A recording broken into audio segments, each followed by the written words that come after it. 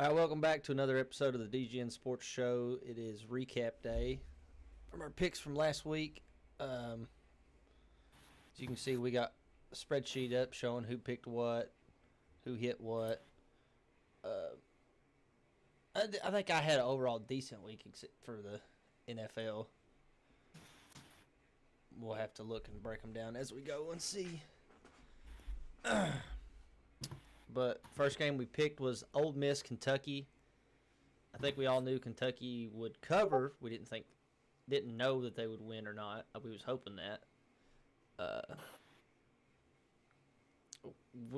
Will Levis played good except for the two plays, I think. That's what screwed us. Me and Adam was at the game. It was awesome. If you ever have a chance to go to the Grove and experience it, do it. You only need it once, but it was a good time. Some memories that's going to last a lifetime. Images. There's a lot of blue in the stands. Just from like me watching on TV, and then y'all come back, y'all pretty much confirm that. Like, I don't want to say a basketball school, man. I don't want to say that there was. I don't want to overplay it, but conservatively, I would say 30% of the stadium, probably. Yeah, from where we sit, we looked across, and there was just mass blue everywhere. Oh, like if you go to a game, they've got like rows of, 20, 30 seats. I know there were two sections from the field all the way to the top that were all Kentucky in that. And then there was Kentucky fans spread out everywhere. Yeah, it was. You kind of lost it. You kind of lost the visual just a little bit on the opposite side because Ole Miss tried to do like a red-blue stripe out, and that blue kind of conflicted with our blue, and you kind of lost a few people. But I'd say if I'm being conservative, I bet 30% of the stadium, probably. Yeah, that's about what I was going to guess was 30. There was estimated like 15,000 UK fans. I think it was at that or over. Yeah, easy. But the spread on that was 7. Obviously, Kentucky covered. Under was 54. Under also hit. Nobody took money line on that one. Yeah, we did. Both of you did. I did. Oh, we did, didn't we? I didn't see that. I didn't take it. I wanted to, but I didn't take it because I was tired of losing money line bets. And then here I go. I put 4 money line bets out after that. But as far as the game goes, man, I'm bummed that UK got beat, but ultimately this game doesn't mean the only thing bad that comes from this is it makes it harder to make the playoff. Which, if we're being realistic, we should be fine with having a hard road to the playoff. Baby steps, but that's an SEC West opponent. It has no bearing on whether or not we get to Atlanta or not out of the SEC East. Then we lose a game that legitimately I could see us beating them by 20. If none of those bad things happen, we beat them by handily.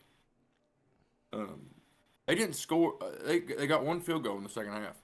Yep. And 2 of their points were a safety. I mean, they get 17 points off. You going into the game, you hold Lane Kiffin to 17 points. It's great. Defense played great, even with some injuries, and I think it was a pretty easy Kentucky cover. But man, we should have won that ball game. We gave it away. But I'm not upset about it because we went to a road top 15 ranked opponent in the SEC and looked like we should have beat them by 20. Yeah. It doesn't hurt us as bad as a lot of people are thinking. The really only thing it does is we got to win out and probably beat Alabama if we want to make the playoff. Which, if we're being realistic, isn't going to happen. But it has no bearing on whether or not we make the SEC championship game. Doesn't hurt anything. It's just a kick to the groin. Let's get through it. It'll be all right. Yeah. So, on the rest of these, Garrett, I'm going to guess Adam also didn't watch many games on Saturday. I watched a few. It was a noon game. Yeah. I can't say I looked at the TV one time after we left Oxford. Other than like check on scores, but I didn't pay much attention. just because of where we were and what we were doing. But next game's Iowa, Michigan. Michigan was an 11-point favorite. The over/under was at 42. Looks like split. Garrett hit both on that one, and me and Adam both split one. Got out of Iowa. Yeah, I took Iowa, and you both took Michigan, and then me and Garrett took the under, and you took the over. You took the over in an Iowa game. I was feeling frisky. Hey, it was almost hit by 1 point. It was like 42, and they scored 41. So Yeah, it was close. It was close. I got rowdy and immediately put Iowa money line on that, and at 3-1, it's not a bad pick. But No. Iowa doesn't have the offensive capabilities to really beat anybody that can score over their defense. So, is what it is. it was a good game by Iowa's defense too. I mean, Michigan ain't no slouch on offense. So this is the only game I can confidently say it played out exactly as I thought it would. Now the rest of the games, that's a wash, but this one I felt pretty good about. So Next one is Air Force Navy. Air Force was a 14-point favor. Over/under was 37.5. Air Force wins 13-10. I should have known that the Armed Forces game would have been a tight one, but I still took Air Force in the long run anyway, just because I thought by points that they would have at least scored more than 13. I was the only one that took Navy, and I thought it was a relatively easy kind of pick, mainly because it was a 14-point spread. So if they beat them by 2 touchdowns, you push. So they got to beat them by more than 2 scores, and these guys are going to run a clock out on themselves. They don't have time. Now I will tell you that I didn't watch a second of the game, and I couldn't tell you a player on either team, but really that was the only. I didn't see it being lower than 37.5 though. I mean, well, they scored 23 points. Yeah, 23 points, 13-10. Yeah. That's a low scoring ball game.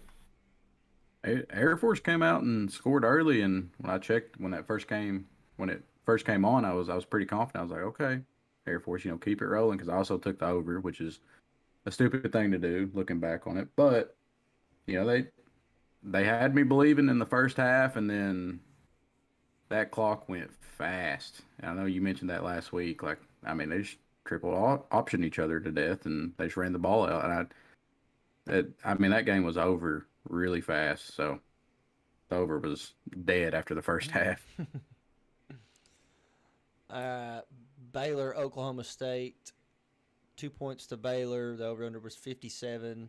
Oklahoma State wins 36-25, covering, and the over hit also. I took Oklahoma State solely because Baylor screwed me in like 3 straight bets, so I can't give you any valid reason I chose them other than just pure spite, and I am very happy with my choice. Yeah, I think I had also bet on Baylor in those games, so I think that may be why I took Oklahoma State money line. We took money line. We both hit money line picks on that. Yeah, one of the few. Arkansas. I'm not going to talk about my choices. You hit the over. Yeah, but I also picked Baylor in those games we just talked about where they screwed us, and I was like, let's keep rolling with Baylor. So here we are. Arkansas, Alabama. Alabama was 17.5. Over/under was 61. Final was Alabama 49, Arkansas 26. And I didn't hit squat on this game. 0 for 3 on me, sir. This is the one that I actually kept checking my phone, even when we were in the truck and at the casino and doing other things. I was like, "What's this score? What's this score?" Guys, I watched this game live, and when Arkansas got it within 4, I was like, "This is going to happen." This was in the third quarter, and then there was like 30 or 40 points scored after that, and it was mostly Alabama. I was like, after Alabama scored the next touchdown to make it 2 possession, I was like, okay, well, at least they're covering. And Alabama just didn't stop, even without Bryce Young.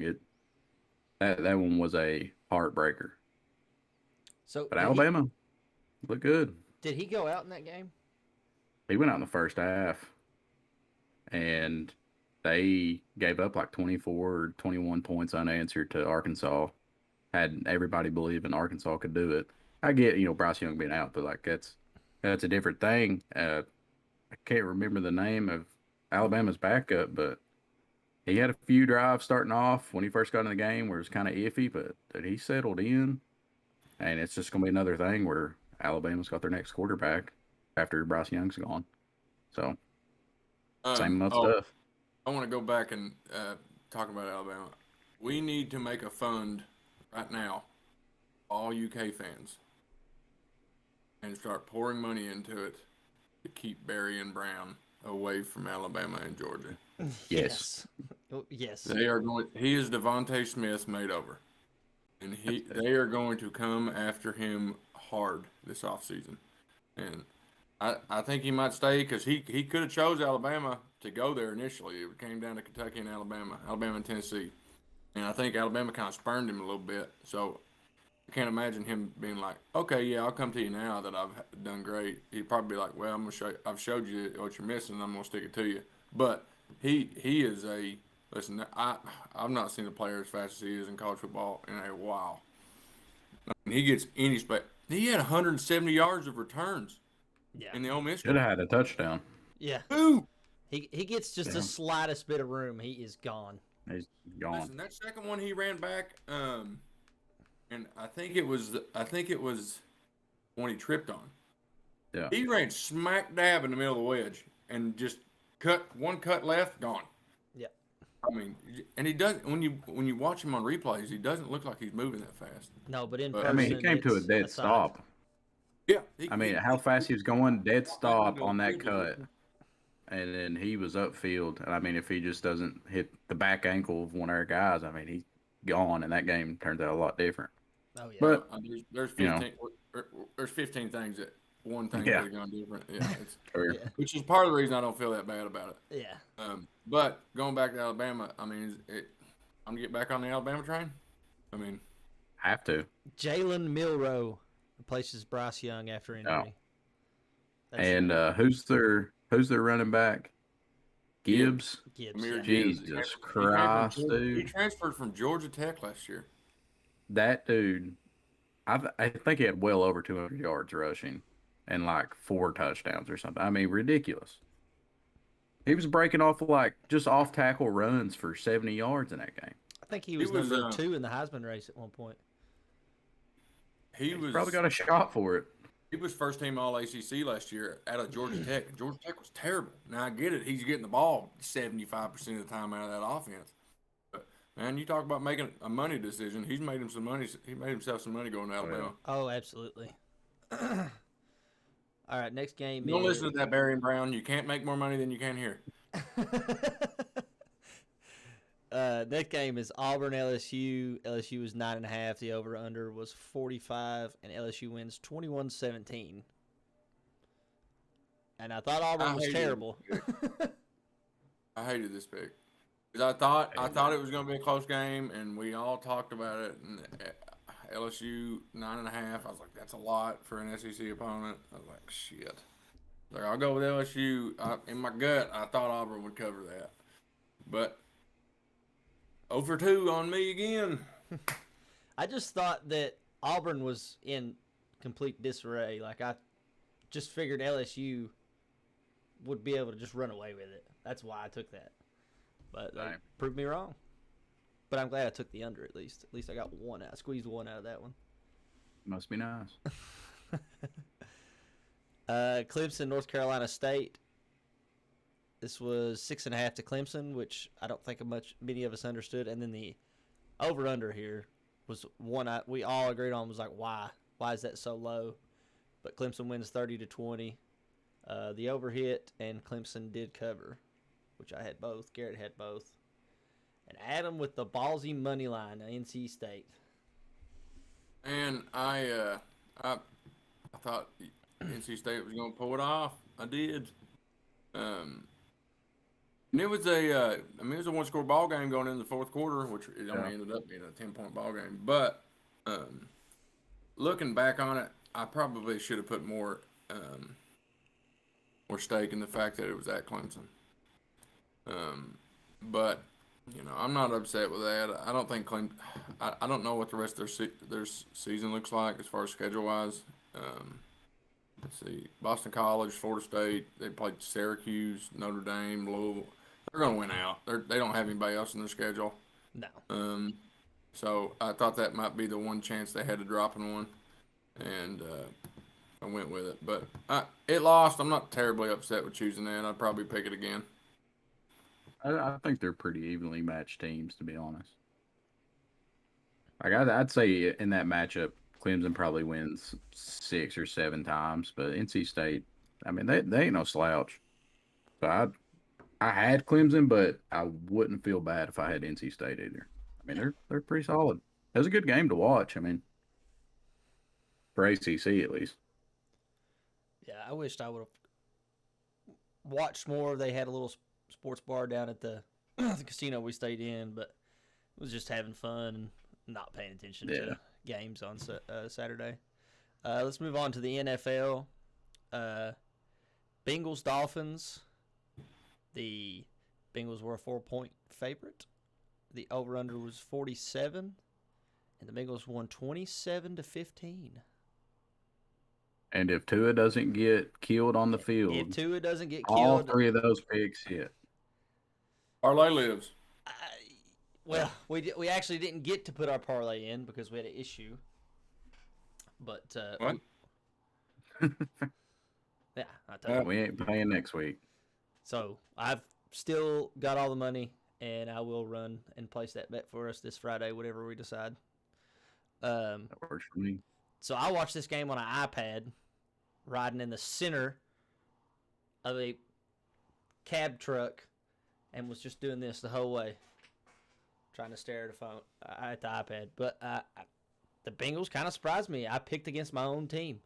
Roll your screen down, Adam. Oh. I picked against my own team because the Dolphins did look better in the previous games than the Bengals have, but the Bengals played very well. I will gladly take all red across my board. What do you? Hard disagree with you. Yeah, the Bengals won this game. They covered. That's fine. Yeah, but with what was on the field, they looked better. If Tua, you can say if, ands, and buts all you want, but the issue with the second half is don't work here. I'm just saying. The second half, the Miami Dolphins completely gave up passing the ball, and they have 2 of the best receivers in football because they don't believe in Teddy, and it shocked me because I was thinking, Teddy can come in. This is a game that Teddy could win as a backup coming in. I mean, Mike McDaniel, he completely threw away the playbook and just started running the ball in short passes. I mean, they weren't doing anything they did in the first half. They carved up the Bengals on the first drive of the game that they had. And I was like, this is set in stone. 2 goes down, and I was still confident because the Dolphins are that good. And with Tua not playing and Teddy playing the level that he did, y'all should have killed him. Y'all won by 12. I do think the Bengals are a good team, but I think this is a circumstantial win, and don't read into it. Yeah, I'm not saying it's not circumstantial. I understand your if point, but if I've already dealt with a lot of delusional Bengals fans over this game, so don't take it out on me. I'm your one friend. I think Mike McDaniel's whole game plan after 2 went out was let's get out of this place without losing somebody else, or let's get out of this and hopefully I don't get fired. Yeah. And that hand thing, bad. Yeah, nasty. It's a shocking kind of thing. Really happy Tua is all right. Well, relatively all right, but I want to say that if Tua had been in the ball game, it would have been different. I think they cover the 4.5, which still was mind blowing to me that was the line. I don't know if they win. I think the Bengals jumped out pretty quick on them. Truthfully, they did get up kind of quick on them relatively early. Well, I mean, it was 7-3 in the first quarter. He Chase went out in the Edmonds second dropped a quarter. Right? He touchdown. went out in the second Yeah. quarter. Didn't he? Yeah. Let me see here. It was a one-possession game when he went out. Oh, it was 12-14 at halftime. Okay. So they were covering at halftime, and the Bengals scored. Okay, the Bengals scored 13 points in the last quarter. So really, we were covering, and even they were winning the ball game up until the fourth quarter. 14. That was after a horrendous. They scored their last points after a horrendous Teddy interception. I just think with 2 in the game, it's different. But I know it's in the past. You can't change anything. But Did they have 2 field goals and a touchdown in the fourth? 2 touchdowns. They got 13 points. I think 2 field goals. I don't remember a block or anything or a So miss. if you take away the touchdown, they still lose by half. That spread still lose by half a point. But just bad luck with Tua going out. I mean, obviously you don't ever want to see anybody get injured, especially like that. But that's a risk. That's the edge of the casino. That's the edge of gambling. They're not guaranteeing you that all the people you're betting on are going to make it to the end of the ball game. Injuries happen in football. It's just another roll of the dice. So we'll take our what is that? 0 for 9. Cross all 3 of us right there. Yeah, that was great. It's a rough game. Bills Ravens. Bills were a 3-point favorite. The over under was 52. Ravens lose in a familiar fashion, 20-23. John Harbaugh, what are you doing? Kick a field goal for once. If he does that same stuff next week against my hatred for the Bengals, if they play the Ravens next week, I'm going to be really mad. But the Ravens should have won this game. They let the Bills score 20 unanswered to win that game. Yeah, insane. And you said kick a field goal. I think I seen this part. Bryson was watching it. They went for it on a 4th and 1 or something. And what play did they run? Do what? What play did they run? Did it a pass or a run? It was a pass and had Lamar Jackson immediately coming out of the pocket, covered up, and just had to throw it up in the end zone and got picked off.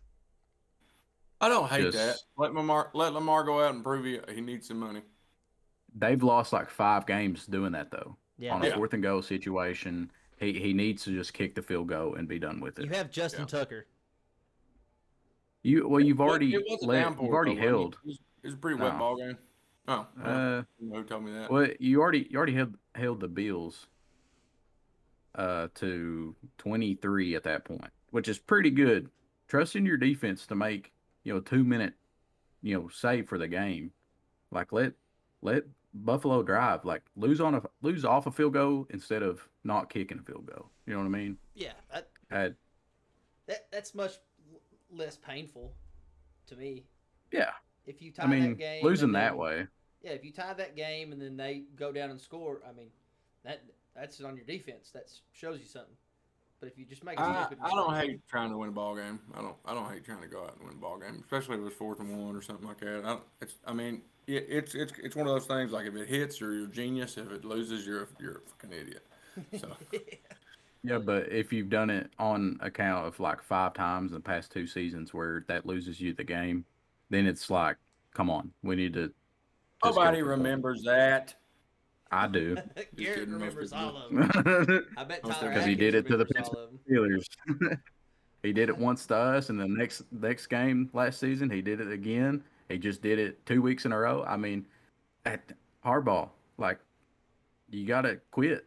You gotta quit, man. You're costing your team. But I think this is the first spread that we've pushed all year. We pushed them over under. So I think this is the first spread that's been pushed. Good on you, Vegas. Take my juice. Seahawks Lions. Lions were 4.5. The over this game 48 to 45. With this one. As a man who started T.J. Hawkinson, I'm very happy with how the game went. He broke the franchise record for receiving yards as a tight end. Damn, how many was it? 179. Damn. I was riding home with Kyle, my brother-in-law, and he was like, "Dude, I didn't." He's like, "Shit, I didn't start Hawkins." I said, "Shit, God!" And every time I was watching it on my phone, and every time he'd catch one, I'd be like, "Man, look at this." Uh, but Uh, I've got a fun fact for this game when you wrap up, Griff. It's pretty out there though. yeah, I think there was like 1,100 yards of total offense in this, and after we took big craps all over Geno and Garrett did kind of hop up Jared Goff a little bit, but man, Geno's kind of hot and cold, and it was He'll burn like you. I think that now this may be. I saw a tweet that said this was the first time an NFL game has ended at 48-45. Scoregami. Yep, Yep. origami. So that's cool, and I, I like Gino. I like Pete Carroll, and I got both of them right on that one somehow. Um, what was the over? I can't remember why I took the over under. What was the over under on it? 48. 48. 48. Yeah, I would have taken that again. Not two stellar defenses. You're gonna have some chaos, and it's exactly what ended up happening. But um, I'm happy with the way I went with it. Well, you said hyped up a certain somebody. Well, I've kind of given it away, but there's only one quarterback that's been a part of out of the top 16 highest scoring games in NFL history.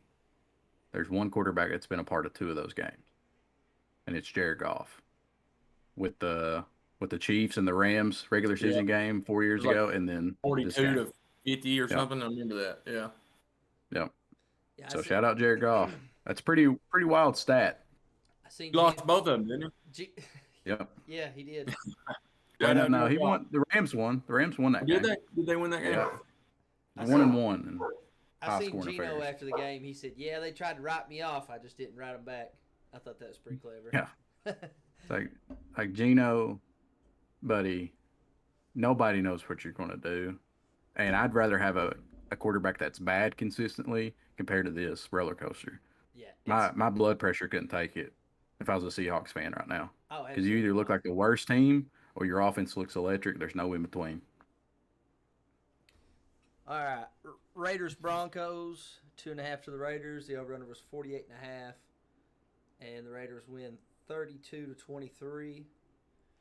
I had the Raiders in this game. I thought the Raiders were a better looking team previously, and that's literally the only reason I took the Raiders. I took the Raiders because I think the Broncos are really that bad, and they finally got shoved at.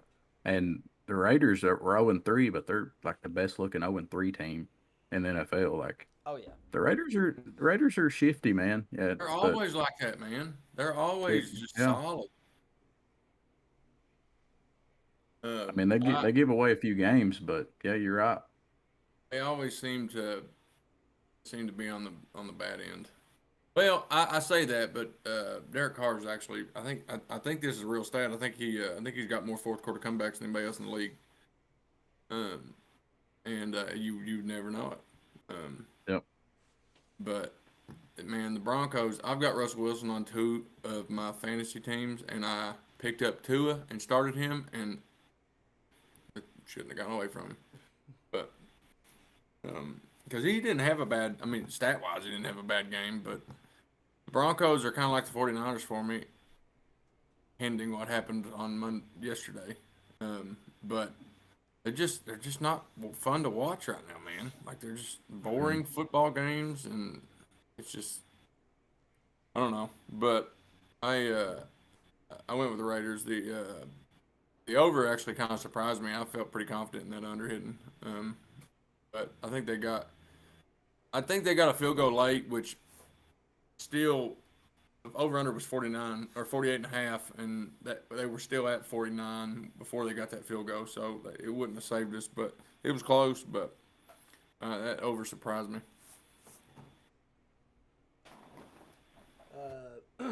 Bucks Chiefs. Chiefs were a 1 point favorite. The over under was 45. The Chiefs win 41-31. I think I said that I was going to take Chiefs because of all the ups and downs with the Buccaneers receiving core. And I still thought Brady would score points because it's Tom Brady, like we've said 100 times on this show. It's hard to bet against him, but in this case, you almost had to. So I got the Chiefs and the over and hit both of those. Well, the Buccaneers are in. One of two things are going to happen now. Tom Brady is either going to play like a man possessed because he filed for divorce today. I'm pretty sure. Yep. And either that or it's just going to spiral down. So he might play like a man possessed and play for 15 more seasons and make every record unattainable, or they're going to spiral into nothing. But I wasn't surprised to see the Chiefs win this one. I was surprised to see that many points scored. But happy with the way it went. I took the Chiefs money line even though they were the favorite because the odds on it were too good to pass up. If they cover, you basically double your bet. So I went with it and hit them all. Yeah, I think so. Personally, I know the Bucks are still a good team. I mean, they still put up 30. Like, I think they just ran into the worst possible situation. Is Kansas City losing to an inferior team in Indianapolis the week before, and then Patrick Mahomes just being pissed off and just doing Patrick Mahomes stuff because he was the Patrick Mahomes show was on full effect Sunday night. I mean, the dude was doing stupid stuff like he always does. I think the Bucks are still like a top 2 or 3 team in the NFC, so I'm not too worried about it. We'll see how Tom's mindset goes with everything that's going on, but it's Patrick Mahomes, man. I knew Kansas City was going to win. I still feel stupid taking the under at 42 with those offenses, but that Bucks defense did not look relevant at all on Sunday night. Like, it was really shocking to me because they've been holding people to barely anything on offense. But again, it's Patrick Mahomes, so I'm not worried about the Bucks. Keeping it up. Chiefs are again a wagon, kind of like same thing we've been saying for the past like 3 years. So it is what it is. Might have to start saying you can't bet against Patrick Mahomes because you just, especially he got in a fight with his offensive coordinator last week on the sidelines when they were losing, or was it the head coach? It wasn't Andy Reid. It was Spagnuolo. Yeah, Who's that their defensive coordinator? I can't remember which is which on them, but I do know Matt Nagy's on their offensive staff, which is shocking to me. I'm going to throw out a stat here that I'm not too happy to say as a podcast, but maybe we shouldn't we shouldn't do picks on Monday night games. Because it's not. As a group, I'm pretty sure we're 2-17. For Monday night games? Yeah. Oh my God, that's awful. Nobody's hit anything on Monday nights. And, man, I don't know. We say that, but Thursday night game we were 0-9 too.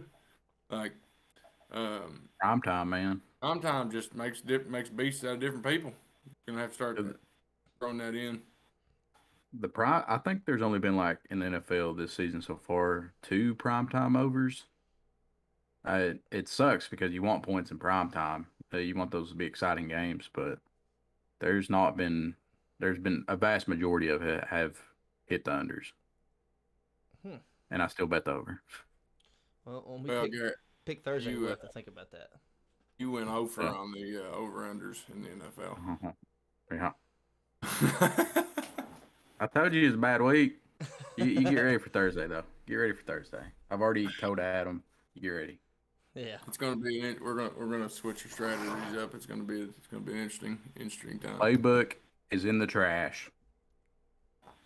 Well, since Adam just brought it up that we are 0-9 in Monday night games, we'll go ahead and cover this Rams 49ers.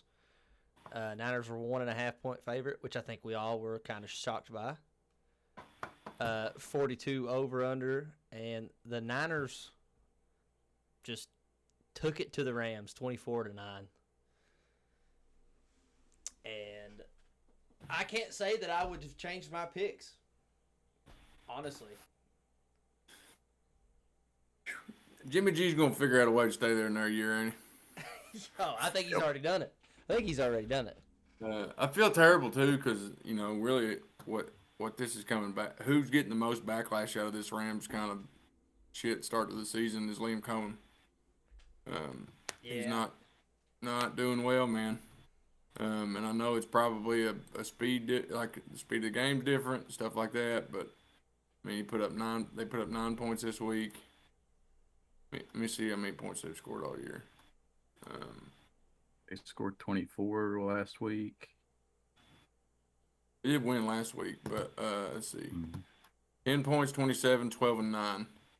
Okay. So he scored 58 points through 5 games, averaging 11.2 points a game. It's pretty rough, man. Yeah, it's not too good for the returning Super Bowl champions. It might be one of the lowest in the league, truthfully. Ooh. You forgot about my Pittsburgh Steelers. All right. Well, okay. I wasn't thinking about them, but they are scoring low also. But Kenny Pickett time. Here, I'll do the Steelers real quick. See what they've scored. Yeah. I'd say it's close, but I think we're under that. I know we're like at the bottom of the barrel for all offensive stats through every team this season. We're pretty close to the bottom, if not at the bottom. I can't find the Steelers. Let's see. They went 23, 17, 29, 24. No. 7. Okay, so 37, 51. Oh no, they scored more points. wow. Hey, let's go. Shout out Mitch. They got 40, 57, 60, 71 across 5 games. That's 14. Yep, three full points more than the Rams are averaging. Mitch is better than Stafford. You heard it here first. Do you think, Garrett, I'm going to ask you this, and I'm going to timestamp it so Bryson can see it. Do you think Pickett just had cold feet last week coming into his first game? And, I don't think you did bad. I want to ask you, who watched that game? I think Bryson watched it. I slept most of the car ride. Okay. So you all were on the road. So Kenny Pickett gets thrown in after the first half. Our first drive in third quarter, he gets thrown in. He took no first team reps during that entire week in preparation. It's his first NFL game. All right. The dude throws 3 picks on the stat line. The first pick was a little underthrown. I'll give it that. But it was in Claypool's hands, and he just drops it right into the defender's hands. I mean, it should have been caught. Okay. The second one, it's tipped off Pat Fryerman's hands. And then just there's a DB right there. And the third one is a Hail Mary into the end zone to possibly win the game. That gets picked off because there's 7 defenders down there, He was 10 for 10 passing to our guys. Every throw was on target. It looked good. He scored 2 rushing touchdowns, the first rookie to ever do that in their NFL debut. I think he's a guy. I think a full week of preparation for how good he played in a game he wasn't prepared for, didn't know he was going into. Now he's a starter. He gets a full week to prepare for coming up against, unfortunately, the Bills. He's going to be just fine. This season's washed for us, but Kenny's our guy, what it's looking like right now. I'm not going to speak too early on it, but he looked good. Happy Mitch is not the starter right now. That's kind of what I thought. Like, Bryson was just laughing about him throwing picks and stuff, but I personally didn't. I was trying to sleep, and he kept waking me up and saying, "Look, Kenny's throwing another pick." And I was like, okay. I just assumed it, cold feet. Like, he's never been in that type of a game. And the speed difference from college to NFL, like Adam said earlier, is insane. So he's not going to be used to it if he's not getting first-team reps. So I'll give him half blame. For the first pick, I'll give him half blame. The second pick, I'll give half blame. Because they weren't the best decision to throw them, but they were in the receiver's hands. Like, he threw them where they needed to be. They weren't balls that needed to be thrown. So, and I'm taking away the Hail Mary. That's just a Hail Mary. You're taking in all a honesty, shot in the dark on that one. Kenny in his first half of NFL football ever had 2 rushing touchdowns and 1 interception. That's how I'm looking at it. as a completely biased Steelers fan. That's a good way to look at it. You gotta have hope for something. We suck, so. Griffith, you want to add anything, or want to wrap this? No, you're good. I'll let Garrett have his monologue on the Steelers. Kenny Pickett was. I Okay. thought he was fine. I thought he was fine. I Thank think you. situational interceptions, not decision making. It's all right. All right. Well, that wraps up our previous week's picks. And if you have anything you want to say, like, comment, subscribe, let us know below. We should be back Thursday, unless something happens. We have a whole new lineup of games to pick through, and we will be prepared. Well, I might be prepared. I don't know. My sleep schedule's jacked up from the weekend. Tune in Thursday for sure, though, because the playbook is changing up quite a bit on how, at least personally, how I'm making my picks. So That's fair. stay tuned. But we'll be back Thursday, and thanks for watching.